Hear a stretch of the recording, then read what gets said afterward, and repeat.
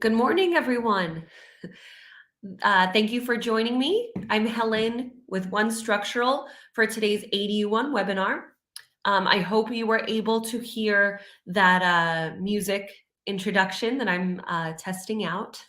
So hopefully it wasn't just a black screen and you were able to hear my new intro music to give myself a little introduction. If not, there was supposed to be some music. But alrighty, so thank you for joining us. I know I haven't done one of the ADU webinars in a little bit, maybe like a month or so. We were hosting our very first in-house expo, which was a huge success that we did, I believe, the last day of January. We hosted our first expo. It was at our office in Tarzana. A lot of people came out. We had amazing food, presentations, guest speakers, raffles, prizes. It was pretty awesome. So we may host another one maybe this fall because we have a couple of other ones approaching in April and May for AOA and AGLA, respectively, I believe. So thank you again. Happy Friday. It's already middle of February. But we are here in 2023 and a lot of, I guess, some changes for the new year that I'm going to touch on, including some results, I suppose, from any of the bills that were passed last year effective in January. So we have some good news about that and getting ADUs permitted, built, height limits, all of that. I'll even discuss, maybe try to share some videos of current projects, recently completed projects, since, as you may know, multifamily ADUs are still fairly new to, California, Los Angeles, and so forth. So I'm going to share my screen. Hopefully you guys can see it. If you are new to our webinars, I'm Helen. I'm the director of ADU1 and One Structural. Our main business name is One Structural. We have 3 divisions specializing, all of them specialize in multifamily construction and repairs. We have Retrofit 1, which, as the name suggests, does seismic retrofitting for multifamily properties. We have ADU1, of course, which we specialize in ADUs, specifically multifamily. Yes, we do single family, and I'll touch on those rules as well. But again, our specialty has always been construction for multifamily properties and HOAs, apartment buildings. And our most recent or newest division, although it's been over a year now since we created it, is Balcony 1. This division specifically pertains to the 2019-2020 bills, SB 326 and SB 721, which are mandatory balcony, deck, stairway, walkway, landing, porch inspections that are required for basically all apartment buildings across California with 3 or more units. So if you have an apartment building or a condo, HOA, it doesn't matter, with 3 or more units, sorry if I said buildings, 3 or more units, with any exterior elevated element. So any element that's over 6 feet above the ground, on the outside, protrudes out of the building, such as a balcony or a walkway that's meant for human load. That could obviously potentially collapse or anything. If there's any damage, must be inspected. And the next inspection is actually approaching. So keep in mind that even though you have 6 years, this was passed in 2019. So the first deadline is January 1st, 2025. That it may seem, oh, that's in 2 years. It's less than 2 years. There aren't a whole bunch of reputable companies that can do this. So you don't want to wait till the last minute and be stuck with some random guy who probably isn't even qualified to do your inspections. So there's a lot of liability on the line. You want to get in with a good, trustworthy, licensed company that can do this and has experience in multifamily buildings. So, all right, without further ado, I will begin. You should be able to see my presentation here, ADU webinar. So I'm going to get into the ADU rules and some of our new projects and new laws. So an ADU stands for accessory dwelling unit, where an accessory to your primary structure, basically, whether it's your single family home or your apartment building, has to have full independent living facilities, as you see in this diagram, kitchen and bathroom, doesn't have to have a separate bedroom. Also has to have its own exterior entrance. That's one of the main rules, own exterior entrance. And these can range in size, honestly, from the minimum in most cities are 150 square feet, upwards of 1,200 square feet. So this again is under the ADU rules, about 150 square feet to 1,200. Some slight variations depending on your city or county. Some may require 220 as a minimum. Some cap you at 1,000 square feet, more or less.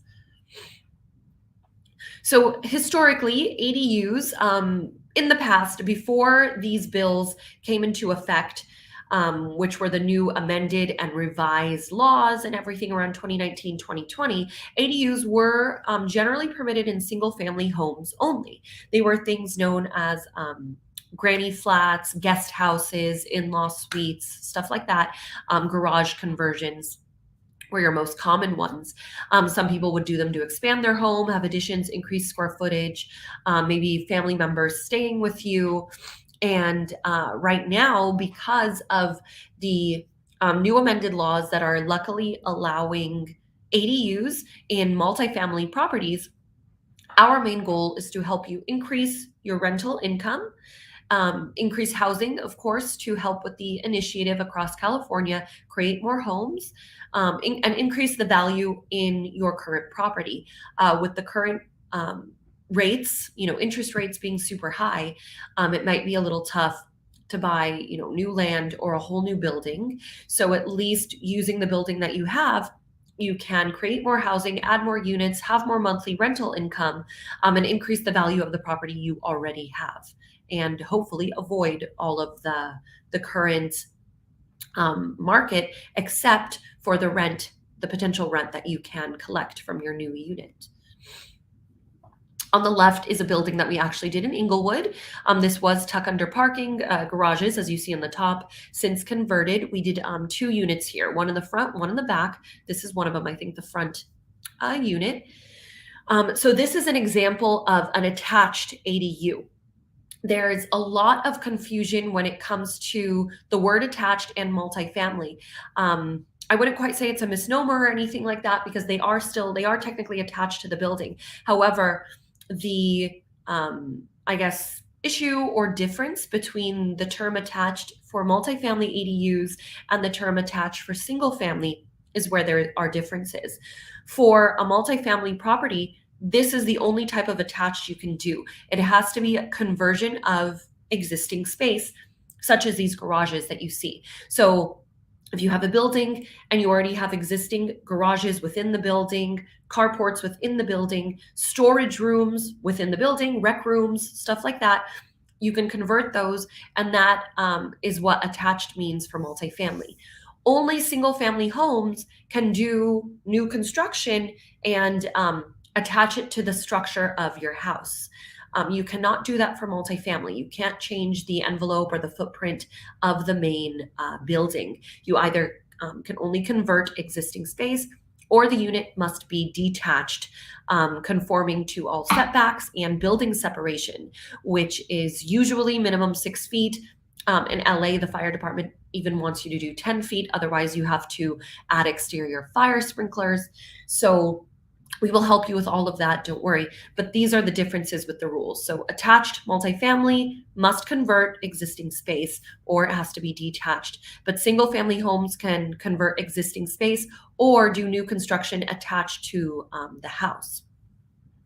As far as detached goes, very similar between single family and multifamily. You can either convert existing detached space, such as a detached garage, that can be counted as detached. You can build on top of the garage as detached, or you can just do a new freestanding new construction unit as detached. Keep in mind, the above garage scenario or any 2-story scenario is only permitted if your city or county allows 2 stories. I will get into SB 897, I think it is, that was recently passed, I think last August, effective January 1st, that did increase the height allowance. So most cities, luckily, I'm happy to say, are following the new height allowance. Here's an example of a detached ADU. So here are some more differences when it comes to rules. Probably the biggest one, how many can you do? Under multifamily rules, you can do up to 25% of your current number of units under the attached conversion rule. So again, existing space. Let's say you have a soft story building with tuck under parking. If you have at least 8 units, you can do 2 conversions. So you can technically convert that tuck under parking area into 2 units, size permitting. Let's say you wanted to leave the parking alone and you have a big storage area or rec room, or not so big, you can do 1 to 2 ADUs in those spaces as well. You can do a combination of that existing space and kind of split it how you wish. So it's 25% rounded down, which really only kicks in after 8 units. If you have a 6-unit building or a 4-unit building, you can do 1 attached conversion. If you have 12 units, that's where you can do more. You can technically do 3 and so forth. For single family homes, you can really only do 1 regular ADU. If you want to get a second ADU, it has to be what's called a junior ADU. The junior ADU has its own requirements and prohibitions, such as owner occupancy requirements, limitations of 500 square feet, and the junior ADU has to be part of your existing house. It can't be detached, nor can it be new construction. So don't worry, you don't have to remember all of this. If you have a question about your property, give us a call and we will answer all of it and help you and let you know what's feasible for your specific property. As far as detached rules go, single family homes, it doesn't matter. Those rules always apply. 1 ADU, whether it's attached or detached, and up to 1 junior ADU, again, if it's owner occupied, part of the home and so forth. Some cities, if you are going to do your junior ADU, let's say you have an attached garage and you want that to be the junior ADU, some cities require that if you're going to do a junior ADU, which again must be attached, then your regular ADU must be detached. Some cities allow them all to be part of the same structure, some do not. For multifamily properties, you are permitted across the entire state up to 2 detached ADUs. I put an asterisk here with "in addition," because when the laws were first passed and effective 2020, which is already 3 years ago, that's crazy, most cities were just following the state law because they were still developing their own local ordinances. However, it's been 3 years. So now, as cities and counties have developed their own ordinances, they are unfortunately limiting this and making you choose one or the other. So basically, you can either do your 25% attached conversions or the 2 detached units. Luckily, if you are in LA, city or county, you can do both. So let's say you have a duplex with a large rec room attached. You can convert that rec room and do 2 detached units as long as you have enough space on the land. So that would take your duplex to 5 units, which is pretty amazing. You know, you didn't have to buy new land or buy new property. You can just take your duplex and technically do 5 units, space permitting. If you are in other cities that you can see on the right that do not allow both, and I'm pretty sure this list has grown because I haven't updated this slide in a little bit, but the cities on the right, Costa Mesa, Pasadena, Glendale, Long Beach, Santa Clarita, they only allow 1 type of ADU, either attached or detached. Okay, I can briefly go into seismic retrofitting, especially because a lot of new cities are releasing their ordinance, and this still applies to multifamily. For example, Culver City, not too new, I think September 2021, Culver City released their ordinance mandating seismic retrofitting. I think some areas in Long Beach, although it's still voluntary, I believe Long Beach is working on mandating seismic retrofitting. So if you have a building like this, of course, this rendering is showing you some transparency with how you can convert that tuck under area into ADUs. But prior to this transparent area, that's parking. So if you have a building like this with parking underneath the dwelling units, that's a soft story building, most likely you will need seismic retrofitting, even if your city does not require it right now. If you're going to use that space and you do not have a mandate, we will most likely still incorporate retrofitting elements to help your building not be a soft story anymore, because the last thing you want is to convert those spaces into an ADU, and then in 2 years suddenly your city does require seismic retrofitting. Technically your building is still soft story even if you have plywood all around it, unless it's retrofitting elements specifically to carry the seismic load. It's still soft story, and you don't want to have to rip that up and redo seismic retrofitting elements after someone's already living there. So we would most likely use shear walls or whatever elements our engineer recommends when building your ADU, so that way you're covered even if your city has an ordinance. Here's another example of retrofitting and ADUing at the same time, which actually I don't think I mentioned. If you need to seismically retrofit your building, as I was describing, we can retrofit it at the same time of doing the ADUs. If you've already retrofitted your building and have steel elements such as columns or moment frames, that's no problem. We can still do ADUs. We would just do our best to design the existing steel kind of concealed in the walls, in closets. They would be embedded in the walls. You wouldn't notice them. If they are smack dab in a living room, I mean, that kind of exists, that there are pillars in the middle of a home anyways. We would do our best, obviously, to, stucco it and blend it as much as possible. But so far, I really haven't seen that too much. We can usually just put them in the wall or a closet. Here's just a little rendering of putting units on top of a detached garage or carport.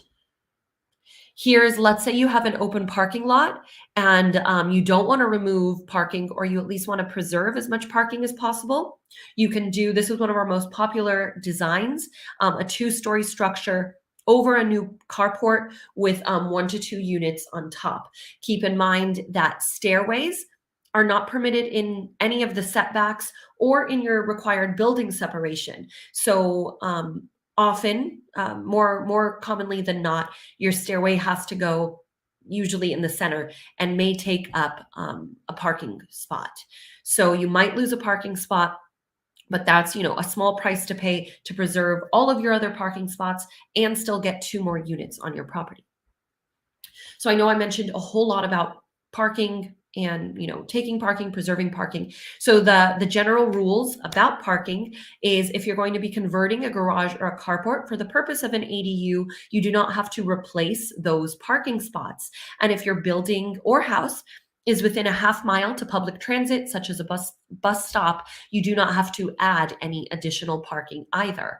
So I think for 99% of multifamily properties, we don't run into any parking issues. And actually, I think there are a bunch of new laws, ordinances, or bills getting passed through a bunch of cities right now that are banning all parking requirements, period. I forgot which city it was, maybe West Hollywood. I'm not sure, could be wrong, so please don't quote me on that. But one of the cities already passed like a complete ban on requiring parking. So you don't have to worry it at all with any type of project.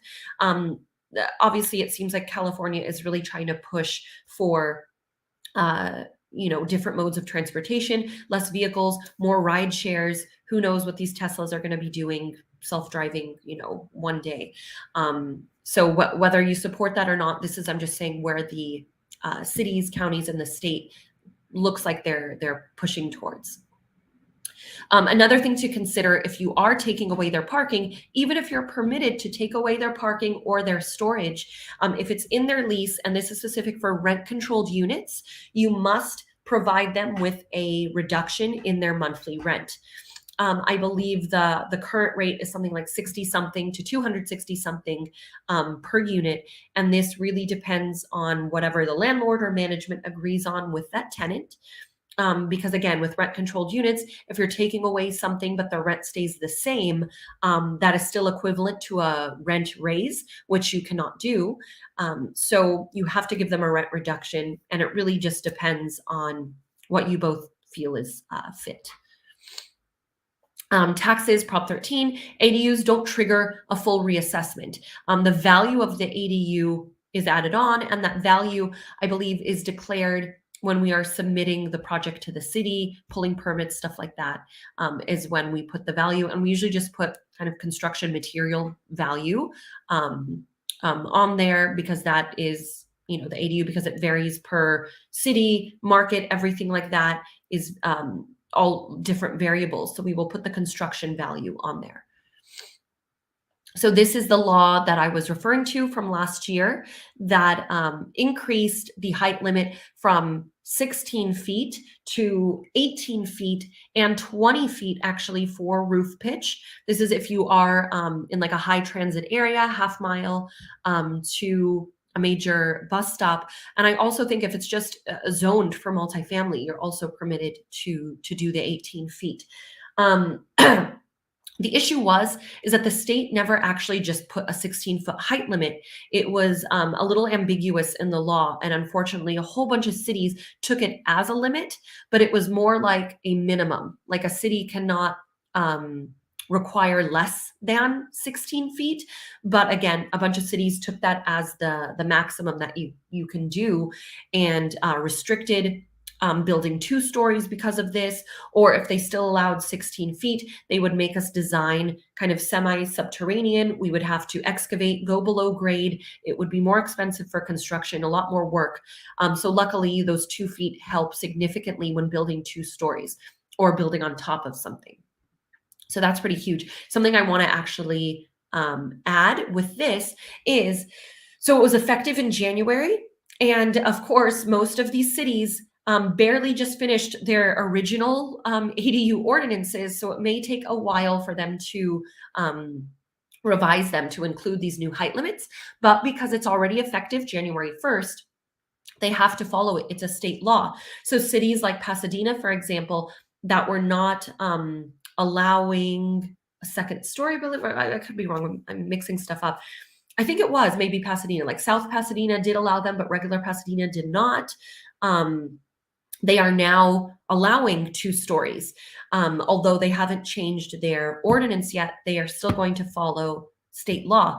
LA, we actually got our first plans, which were revised. They were finished last year, I would say in July, approved as 16 feet that we had to again dig and excavate below grade. Before we started construction, the owner was saying, hey, can you do supplemental plans and change the height? I would rather not dig. Maybe we could revise the contract. We said, no problem. Our engineer went back, redesigned the plans, of course, with a fee, because we're redoing plans, changed the height to 18 feet. And I want to say that because they were supplemental to the original permit, which did take some time because it was new construction to get approved, because these were supplemental to that original permit, we got them approved in 1 week. This was incredible. I'm still super excited about it. And we're going to be starting this construction, I think, in a few weeks, which is really awesome. So even if the cities did not update their ordinances yet, we will reference SB 897 on the plans and reflect the exact law that we're following. And as you heard from our example in LA, it was approved in 1 week, which was really awesome. So I was so excited about that. There were a few other things that these bills helped with. It was something about fire sprinklers, that's not going to trigger that requirement, but to my knowledge, it never did. Maybe they're just emphasizing it now. So if you didn't have fire sprinklers in the main building, you don't need them for the ADU. It also, yeah, I mean, that's what it's saying. And then something about, I think this is, let's see, this is about UDUs, unpermitted dwelling units. The bill is also assisting with just getting unpermitted dwelling units, we call them UDUs, from being permitted, as long as they're not huge safety hazards to the public or to those tenants. You can get them more, I guess, smoothly permitted. It takes a few months. You do have to submit plans, and we can get them permitted as an ADU for you. The unit, though, does have to go through extensive inspections, just to throw it out there, a lot of inspections, opening up walls to check that everything meets code. But this bill does help with getting it approved. Let's see, demo permits. It looks like they're not going to make us put up signs and demo notices anymore, which is helpful for you to not kind of raise any alarms on your property. So that's about it for some new laws and some new news regarding the 18 feet. I'm wondering if I can just show you guys real quick one of our recent projects that we're super proud of, that we have completed. Here, let me see if I can share my screen. Okay, hopefully you guys can see this. This is our ADU1 Instagram page. Yes, you can. That's me. Hello. This is where we post a lot of our new and just kind of live videos. So I think you guys can see this. I will try this little video. This was a carport in like the West Adams area, a detached carport that we created. It was about 550 square feet. We made this into a 2-bedroom, 1-bath, I think. So these are some progress photos of it getting done. I really hope this video is playing.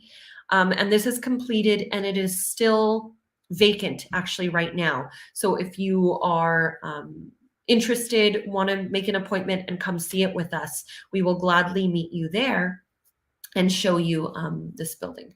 So I hope you guys were able to see that. Go. So yeah, that's, again, it's in, I think, the West Adams area, a little bit above or north of the 10, and we just completed that one. And we're under construction on a bunch more. We already have a few completed. So it's really cool to see the multifamily ADUs come to life. So I think I'm about finished with everything I promised you guys. If you were here from our flyer, we went over new rules, plans getting approved at 18 feet, current projects, and just all general ADU rules. So if you have any further questions or want to know feasibility for your project, give us a call, 1-866-NEW-ADU1, or email us. I'll put my email in the comments. This is our general one, but it'll most likely go to me, info@adu-1.com. And again, if you need anything for your multifamily property or single family as well, if you qualified for the grant, which unfortunately I just heard closed in December because they received, I think they capped it off at how many applicants they received. However, if you did not apply for the grant, there is a Cal HFA 40 grand grant for single family homeowners that goes towards pre-development costs. They may still open it up in the future if a lot of the applicants don't qualify. But for now, it is closed. But if you did qualify for it, we can help connect you with some approved lenders or even just processors who can help you receive those funds. And then we can help work with you on whatever proposals, quotes, or anything that you need. But again, give us a call for seismic retrofitting, ADUs, or balcony inspections for SB 326 and SB 721. I'm Helen with One Structural. Happy Friday. Have a safe and wonderful weekend. And I will see you guys next time. Thank you.